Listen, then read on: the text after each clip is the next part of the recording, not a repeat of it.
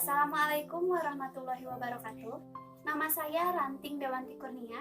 Saya mahasiswi dari Universitas Muhammadiyah Sukabumi, program studi D3 Keperawatan Fakultas Kesehatan. Di sini saya akan membahas mengenai anatomi dan fisiologi dari sistem pencernaan manusia dan juga bagaimana sih proses pengeluaran feses atau kotoran dari tubuh kita, atau dapat kita sebut dengan proses defekasi. Untuk pembahasan materi yang pertama, yaitu mengenai anatomi fisiologi sistem pencernaan manusia, saya akan menyampaikannya melalui sebuah video agar sama-sama lebih mudah untuk kita pahami.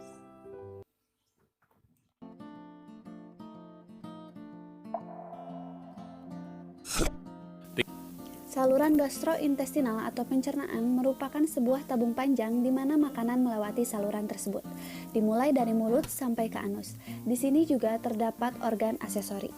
Saluran gastrointestinal terdiri dari mulut, faring, esofagus, gaster, intestinum minor, intestinum mayor, rektum, dan anus. Sedangkan untuk organ aksesori terdiri dari gigi, lidah, kelenjar saliva, hati, kantung empedu, dan pankreas.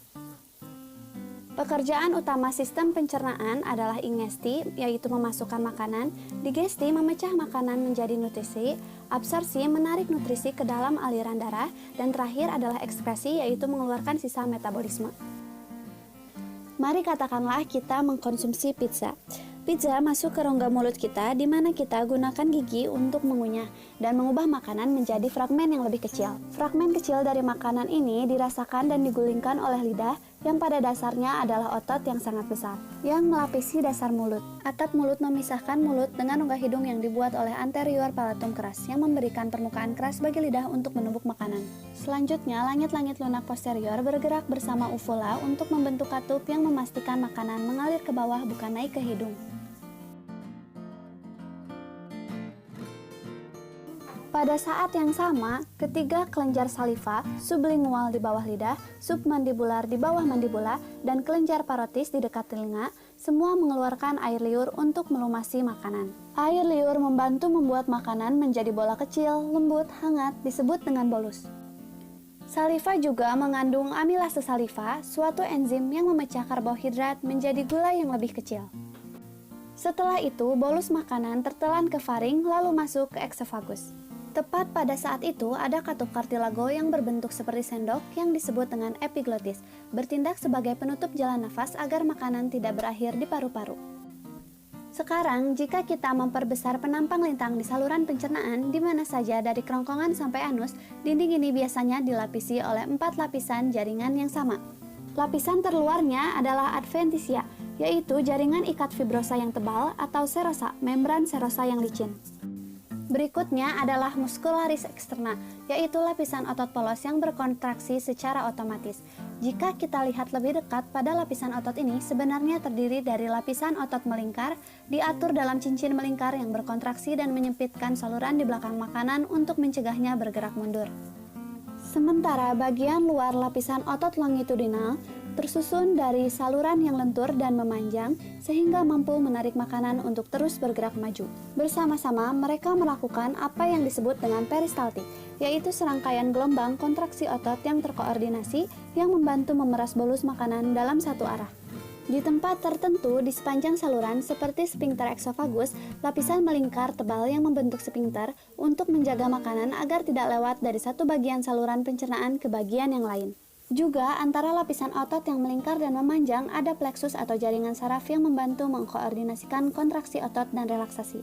Ini adalah plexus mesenterik yang ketika diaktifkan bisa menyebabkan relaksasi otot polos.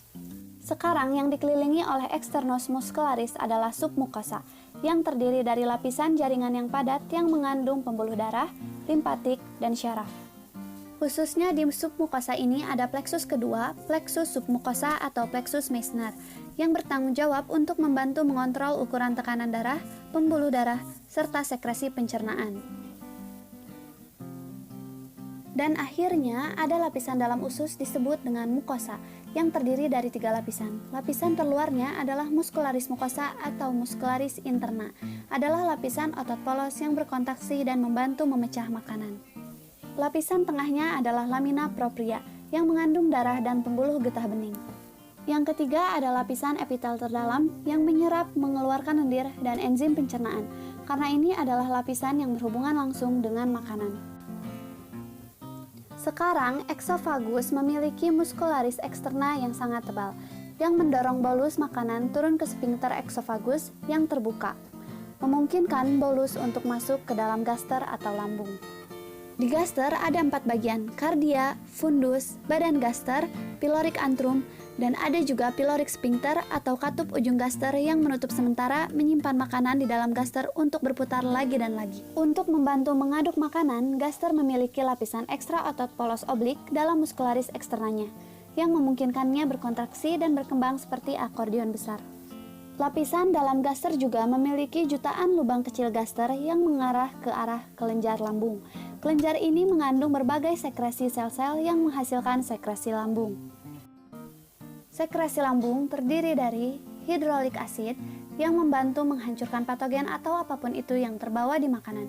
Enzim yang disebut pepsin memotong protein, mukus melindungi perut, juga air yang mengubah bolus menjadi bubur cair yang disebut dengan chyme. Setelah gaster selesai, sphincter pylorus terbuka, memungkinkan chyme untuk lolos ke usus kecil. Usus kecil memiliki 3 bagian, duodenum, yeyunum, dan ileum. Sekarang, terlepas dari namanya, usus kecil memiliki panjang 10,5 meter, dengan banyak tonjolan kecil dan lekukan yang memiliki serabut yang disebut vili.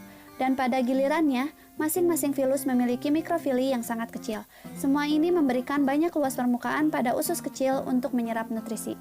Tapi, hampir tidak ada penyerapan nutrisi yang bisa dilakukan tanpa bantuan 3 organ aksesori, yaitu hati, kantung empedu, dan pankreas. Hati adalah organ yang sangat besar di bawah kanan diafragma, dan hati memproduksi empedu. Kembali ke potongan pizza. Lemak dan keju adalah bagian dari chyme yang merangsang sel-sel enteroendokrin atau mensekresi hormon yang disebut dengan kolesistokinin ke dalam darah. Kolesistokinin membuat jalan ke kantung empedu yang berwarna hijau, berdinding tipis, meringkuk di bawah hati, yang memberi isyarat untuk memeras beberapa empedu melalui saluran sistik dan empedu ke dalam usus kecil. Empedu berfungsi menyimpan dan berkonsentrasi pada empedu yang dibuat oleh hati sampai waktunya tiba untuk mengeluarkannya ke usus kecil.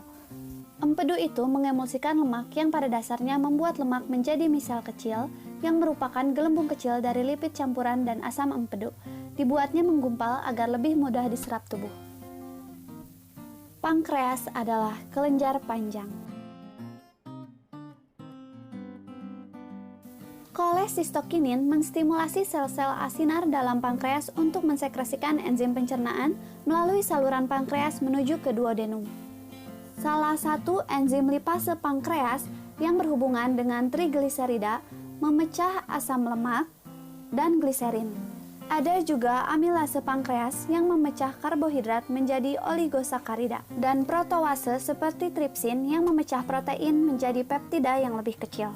Untuk mencegah asam hidrolik gaster dari merusak mukosa usus, sel-sel enteroendokrin juga mengeluarkan hormon yang lain yang disebut dengan sekretin, yaitu yang menstimulasi sel duktus pankreas untuk mengeluarkan air dan bikarbonat. Bikarbonat membantu menetralkan chyme asam dan meningkatkan pH di lumen usus. Juga membantu enzim pencernaan bekerja lebih efektif. Sejumlah besar bikarbonat juga disekresikan oleh sejumlah kelenjar yang terletak di submukosa dari dinding duodenum. Pada titik ini, kita hampir siap untuk penyerapan. Asam lemak dan gliserol dapat dengan mudah melewati epitel usus kecil menuju limpatik. Tetapi, untuk membantu menyerap gula, ada yang istimewa dari enzim. Di permukaan atas dari sel-sel usus ada yang disebut dengan perbatasan sikat enzim, yaitu maltase, sukrosa, laktase yang memecah rantai gula yang disebut dengan oligosakarida menjadi gula sederhana yang disebut monosakarida. Ini termasuk glukosa, fruktosa, dan galaktosa. Demikian pula peptidase yang merubah rantai peptida ke dalam asam amino tunggal. Sel-sel epitel dapat menyerap nutrisi ini ke dalam aliran darah, dan dari sana mereka bisa pergi ke berbagai jaringan tubuh. Jadi, apapun yang tidak diserap tubuh, seperti serat, melanjutkan perjalanannya sampai ke sphincter ileosekal yang merupakan bagian terakhir dari saluran pencernaan. Usus besar atau kolon pada dasarnya berukuran sepanjang setengah meter yang berada di luar usus kecil, yang terdiri dari 6 bagian. Cecum yang memiliki bagian menonjol seperti cacing kecil yang disebut dengan appendix. Kolon ascendens yang naik ke usus besar dan berada di sepanjang sisi kanan abdomen. Kolon transversum berada tepat di bawah diafragma, kolon descendens berada di sisi kiri perut, di bawah ada yang berbentuk seperti huruf S yaitu kolon sigmoid dan akhirnya rektum. Ketika chyme sampai di cecum, itu dipenuhi dengan triliunan bakteri yang berada di usus besar. Mereka disebut dengan mikrobioma usus. Mikrobioma ini masih dipelajari, tapi seperti yang kita tahu bahwa bakteri membantu menghasilkan vitamin B dan K, juga gas seperti karbon dioksida, metana, dan senyawa sulfur yang kita sebut dengan plaktus. Chyme perlahan bergerak melalui usus besar dengan gerak peristaltik usus yang memakan waktu berjam-jam atau berhari-hari. Usus besar menyerap kelebihan air dari chyme dan itu membantu mencegah feses kering. Dan akhirnya feses itu berada di rektum. Setelah rektum terisi, hal ini dapat merangsang sinyal untuk disampaikan ke neuron parasimpatik di tulang belakang untuk memulai refleks buang air besar. Neuron parasimpatik ini membuat rektum berkontraksi dan sphincter anal internal rileks. Sementara itu, sinyal dikirim ke batang otak dan talamus ketika kita memutuskan untuk buang air besar, sehingga memungkinkan anal eksternal sphincter untuk relaksasi dan feses pun keluar. Seperti yang sudah disampaikan di video, bahwa sistem pencernaan manusia terdiri atas beberapa organ. Yang pertama adalah oral, lalu faring, esophagus, gaster, intestinum minor yang terdiri dari duodenum atau usus 12 jari, yeunum usus kosong, dan ileum usus penyerapan. Selanjutnya adalah intestinum mayor yang terdiri dari cecum, kolon ascendens, kolon transversum, kolon descendens, sigmoid, dan rektum juga anus. Selanjutnya, materi yang akan kita bahas bersama adalah mengenai proses pengeluaran feses atau kotoran dari tubuh kita atau proses defekasi.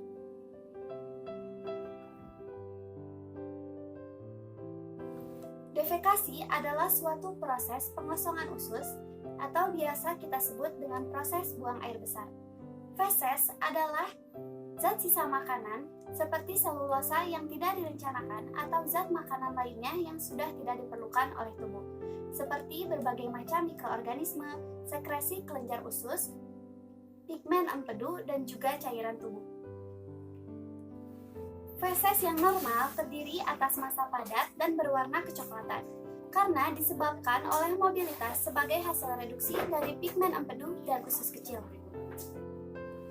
Terdapat dua pusat yang menguasai untuk refleks defekasi.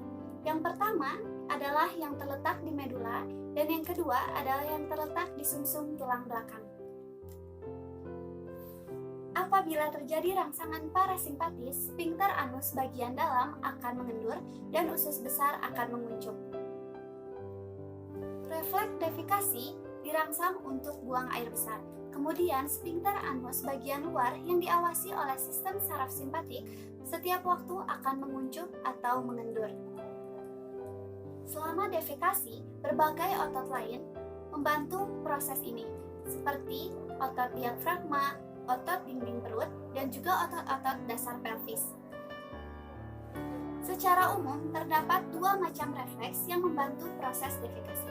Yang pertama adalah refleks intrinsik, dan yang kedua adalah refleks parasimpatis.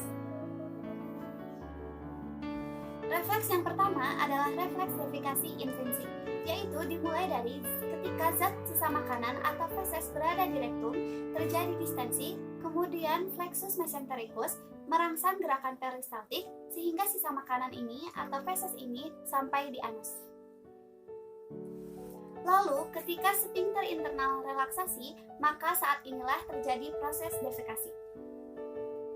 Lalu, refleks yang kedua adalah refleks defekasi parasimpatis, yaitu dimulai dari adanya proses di dalam rektum yang merangsang saraf rektum ke spinal cord, lalu merangsang ke kolon descendens, lalu ke kolon sigmoid, dan berakhir di rektum dengan gerakan peristaltik. Akhirnya, apabila sphincter internal ini berelaksasi, maka terjadilah proses defekasi. Begitulah proses terjadinya pengeluaran feses ataupun sisa makanan dari tubuh kita. sekian materi yang dapat saya sampaikan mengenai anatomi fisiologi sistem pencernaan dan proses defekasi dalam tubuh kita. Semoga apa yang telah saya sampaikan dapat bermanfaat. Terima kasih. Wassalamualaikum warahmatullahi wabarakatuh.